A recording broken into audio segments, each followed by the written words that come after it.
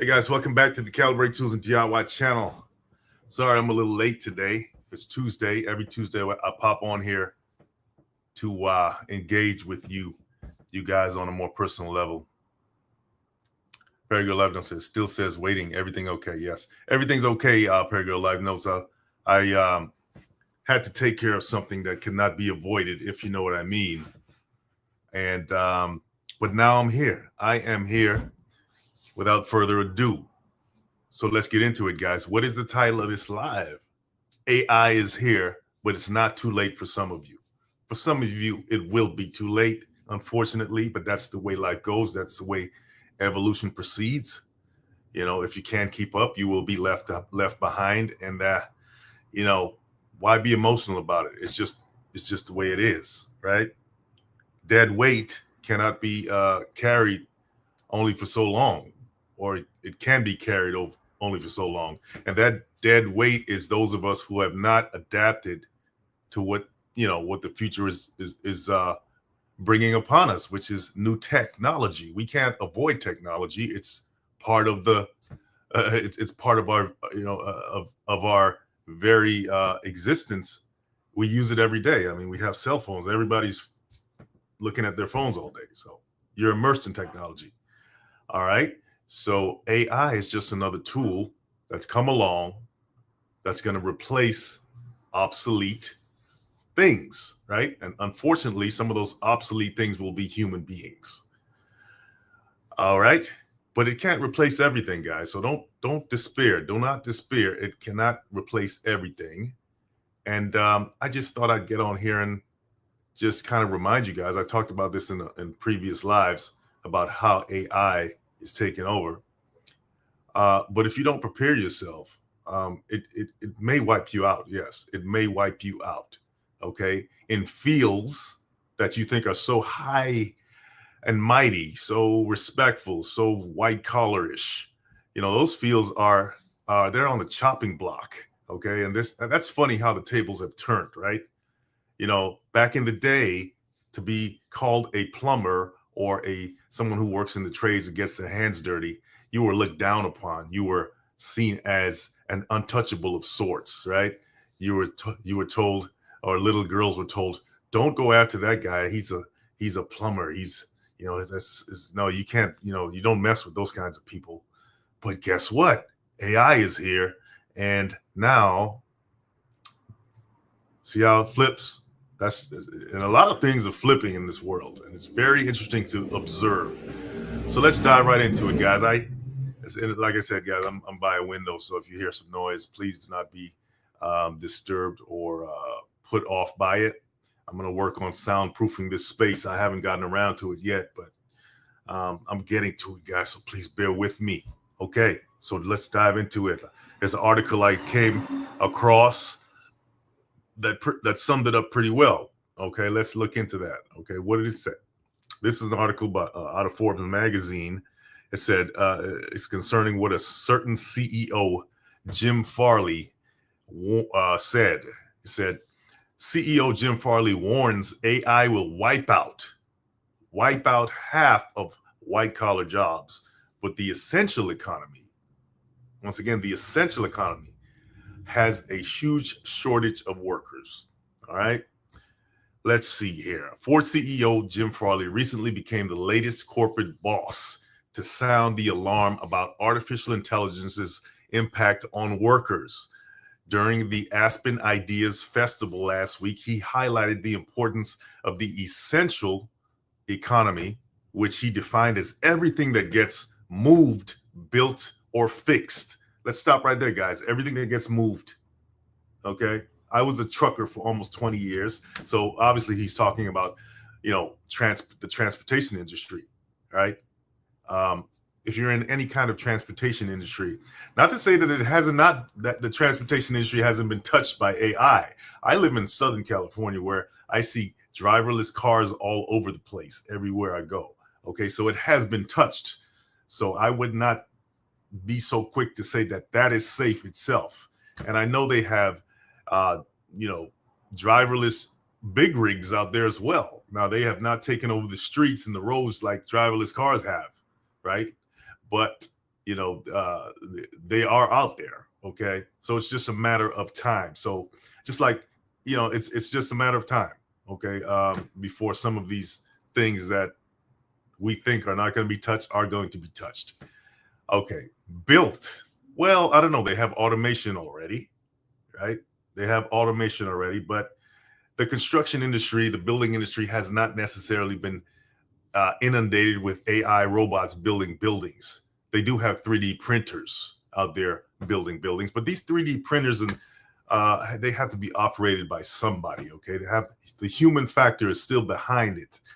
What AI is pretty much going to do is, make obsolete the menial tasks. Okay, that don't take a lot of thought, or I should say that may take a lot of physical labor, right? The tasks that involve a lot of physical labor, mechanical tasks, they will be replaced, right?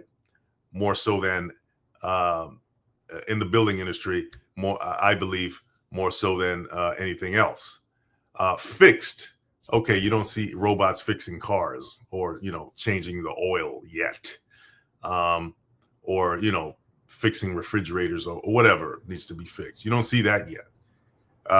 So yeah, everything is you must look at it in context of where things are today. But it's just a matter of time before these companies try to take over even these tasks. But that still won't, cancel out the human factor. It's just that the human factor will have to evolve and become more educated and be the programmers, the builders of these, and of these AI tools and facilities that must house these AI devices, right, or AI computers. Anyway, let's get back to what I was reading here. So once again, he said he highlighted the importance of the essential economy, which he defined as everything that gets owned, moved, or built, while saying blue-collar skilled trades have been neglected. Okay? The U.S. spends too little on vocational training, which is also geared toward 1950 than 2050. I think it says more towards 1950 than 2050, contributing to a decline in blue-collar productivity. Farley explains, though the car maker has been investing in training. Okay. So basically what he's saying here, there's a shortage in the skilled trades workers, which I have talked about endlessly on this channel. All right. And guess what? The blue-collar industry, it's wide open, guys. It's wide open. What's going to be wiped out is the white-collar industry. Okay. Meanwhile, demand for skilled trades is expected to surge, and even the AI boom will require workers to build and service the facilities that provide all the computing capacity that's needed. There's already a massive shortage of trade workers, he added, estimating a deficit of 600,000 in factories and nearly 500,000 in construction, for example. There's more than one way to the American dream, but our whole education system is focused on a 4-year college education, Farley said. Hiring an entry worker at a tech company has fallen 50% since 2019. Is that really where we want all of our kids to go? Artificial intelligence is going to replace literally half of all white-collar workers in the U.S. His AI warning was the latest from a top CEO about AI's impact on the labor force, especially on office workers. Last month, Amazon CEO Andy Jassy said the company's corporate workforce will shrink in the next few years as a result of AI. Yeah, guys. Look, guys, it's already here. Let's just admit it, okay? You don't have to throw your hands up and give up, but just admit that it's already upon us. Just like a lot of us have to admit, a lot of things are upon us. Just read the news. Look at what's going on out there. Okay, so what are you going to do to adapt to it? What are you going to do? Are you going to stand still? The only way to adapt, guys, is to evolve. Okay, learn about these things. Learn about how it works. Put yourself in a position where you could be the one building the facilities to house these things. Okay, or at least know how to possibly create the code behind AI. Be a programmer. Okay. We will need fewer people doing some of the jobs that are being done today, and more people doing other types of jobs, Jassy wrote in a memo to his employees. It's hard to know exactly where this nets out over time, but in the next few years, we expect that this will reduce our total corporate workforce as we get efficiency gains from using AI extensively across the company. Okay, guys, you thought outsourcing was bad, and that's why America went from a producer nation to a consumer nation, because the corporations back in the day decided, hey, those guys over there in those third world countries can, we can outsource our manufacturing over there and get things done a lot cheaper, right? Well, guess what, guys? It's going to be that's going to look like nothing compared to what AI is going to do, because everybody's going to be outsourcing to AI. Okay, it's going to be taking over jobs all over the world. Okay, guys, it's going to be a lot of people out of jobs, right? And so once again, this is just sounding the warning. What are you going to do? What are you going to do, guys? In addition, Anthropic CEO, okay, guys, excuse me for that, Dario Amodei told Axios in May that AI could eliminate half of all entry-level white-collar jobs, sending the unemployment rate as high as 20% in the next 5 years. The latest employment report showed the jobless rate was at 4.1% in June. That's a 16% increase in the unemployment rate. Okay, in the next 5 years. 5 years is nothing. A lot of people will be out of work, guys. And what is that going to spell? That's going to spell even more unrest and chaos in this country. There's enough of that going on already with this current administration. Imagine with the impact of AI adding to the chaos, as many people who are aging out of the workforce but still need to pay their bills because inflation has, they can't keep up with inflation. Yeah. But guess what? Tech does not care. Who runs the world? These corporations. Once again, this is proof right here that these owners of these corporations that hire people don't care. They just care about efficiency. Okay, that's all they care about. That's why they outsourced jobs back in the day overseas in the first place and left you a consumer nation, a credit debt nation. Okay, so there are already signs that AI is threatening the types of jobs that historically have served as stepping stones for young workers. LinkedIn's Chief Economic Opportunity Officer, Anish Raman, pointed out in May that AI tools are doing the types of simple coding and debugging tasks that junior software developers did to gain experience. AI is also doing work that young employees in the legal and retail sectors once did. Yeah, guys, you think about it. Tech is so, is looked at as, some high and mighty job. But guys, AI is taking over the basic tech skills, right? These guys going to school for computer, to be in computer, to get a major in computer science and all this stuff. They're going to be thrown into a workforce where they have to compete. They can't compete with AI. They may have to stay in school to learn how AI works, or just revamp their whole strategy as to how they're going to approach this. I was talking to a young lady the other day who is going to school for computer science, and she was telling me, well, AI only, it's not going to take over. It's not going to really take over everything. But I beg to differ with her. I know she may know more than me because she's in that field, but I don't know if she's living in a pipe dream there. I don't know. But hey, I'm not the one to talk. She probably knows more about it than I do. All right. AI is, like I said, AI is also doing work that young employees in the legal and retail sectors once did. So you got young kids out here wanting to get a job at a retail store, to be a cashier or something like that. Guess what? AI is going to take that over. You already have places where you can just scan your item and you walk out the store. There's no need for a cashier anymore. the legal world, paralegals. I was talking to another guy the other day, and he works in the legal field. I don't know if he was a lawyer or whatever he was, but he said that AI is able to write legal arguments, and he uses it all the time because it spits it out in minutes.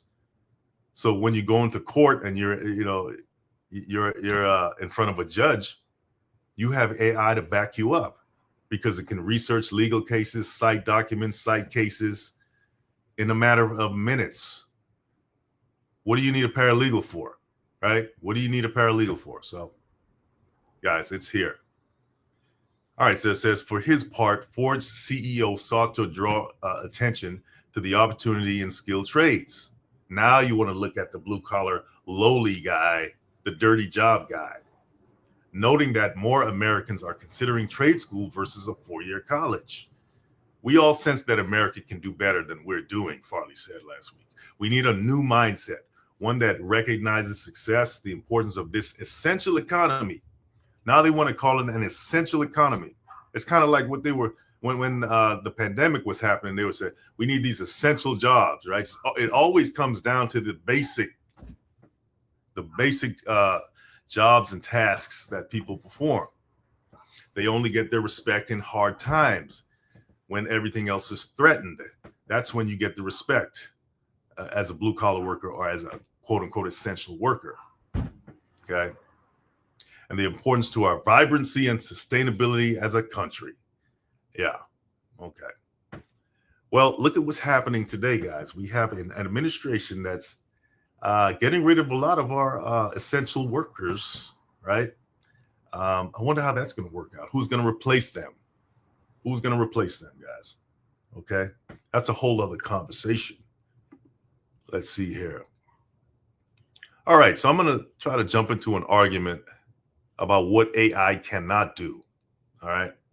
This is another article I researched. It says what AI can't do, the human skills that will define the future. Let's dive into this.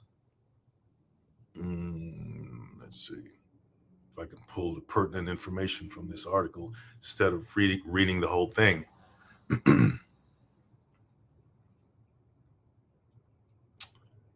Basically, this article is talking about collaborating with AI rather than being replaced by it. Okay. Says AI's promise is compelling. It's to free us from the repetitive, mindless tasks that keep us from our most creative work. But it also risks invoking our laziest selves, outsourcing not just our tasks, but our thinking. Effective human AI collaboration isn't just about training people to use AI. It's about making sure AI doesn't train us out of what makes us uniquely valuable, our judgment, insight, and hard-won expertise. Okay, that sounds nice and flowery, but AI doesn't give a damn. It doesn't care about that. These corporations don't care about that at all. They just care about the bottom line. Okay? These corporations don't want to hear that you want to go on strike because you want to raise all the time. They don't want to worry about you calling in sick. They don't want to worry about any of that. Okay? As we refine our understanding of what AI can and can't do, we must double down on the skills that only humans bring. Here are 3 critical capabilities that will define the future. One where silicon and carbon work in true partnership. Let's see what he's talking about here, or what they're talking about. Okay, innovation beyond the algorithm. AI doesn't create, it recombines. Okay, I got to agree with that. It looks backward, pulling from what we already know, analyzing past data, and predicting likely patterns. This is its greatest strength and its fundamental limitation. AI can churn out Shakespearean-style sonnets and books that sound like Dr. Seuss, but it can't invent a new literary form. It's convergent, not divergent. Only humans create something truly new. In one study, researchers compared the creative output of amateur writers, half worked with AI, half without. The AI-assisted stories were judged to be better written, more enjoyable, and less boring. But here's the catch. They were also significantly less original. AI improved the surface quality of writing, but flattened the depth of creativity, pushing towards predictable, familiar ideas rather than bold, unconventional ones. I guys, that I don't even think that's a good analogy when you talk about the masses. Everybody's not a writer. I think a small percentage of people in the world are writers and artists and all this stuff that they say AI can't replicate. Of course, we know AI is not, can't replicate the nuances of, creativity that's born within a human's mind. No, right? It can't generate that unless we program it to. Okay, but when you're talking about somebody just trying to pay their bills every day, who cares about the writer? Who cares about the artist? Right? We love music, we love art, but we got to eat and we got to pay our bills when it comes down to it. Okay, so this is to me kind of glossing over the harsh realities of life, of living day to day, of having to get up every morning and go out there and kill, so you can eat, for lack of a better term. Anyway, I'll move on. It says, in short, generational AI does not innovate. It reinforces groupthink. It can get you closer to best practice, but it will never get you to the next practice. Radical innovation requires human ingenuity, the ability to imagine the impossible, to connect ideas that have never been connected before. Okay, guys, we're not all movie producers. Okay, we're not all script writers. We're not all directors. Okay, guys, we got to eat. We got to go out there and some of us have to dig trenches every day. Some of us have to go out there in the legal field or the retail world, or like I said, in the software world where AI is threatening to replace all of that. Okay, that's the masses of us. Creativity isn't a computational function. It's a human experience. Once again, flowery words, but not really addressing the real harsh realities of the masses of people. Okay, so I'm going to skip all of that. Let's see here, because that's pretty much what this article is talking about. It's talking about the abstract things that sound good and are true to some extent, but not when it comes to the harsh realities of having to pay bills, having to go out there and do menial tasks. It's not talking about that. That's not the crux of what I'm trying to get at on this live here, guys. So all I'm saying is that this is here, guys. Don't stick your head in the sand. Okay, don't stick your head in the sand. You got to go out there and you either got to learn how this stuff works, or you're going to be steamrolled. Very Good Life Note says, I'm sure the teachings of AI has told them they are going to take over all industries. Yes. To some extent, it's everywhere, guys. I mean, it's always been here, but now it's just evolved into a more pervasive and influential technological tool. Okay, and when money is the bottom line, right, guys, that's always going to trump everything else. Okay, and you see it around you all the time. Every day, I see it. So what are you going to do? Where are you going to put yourself to be able to survive this tsunami of AI tech overtaking the world? Okay. Anyway, guys, that's it for tonight. I hope you got some out of this. Feel free to leave some comments. And thanks for listening. And I'll see you guys in the next one.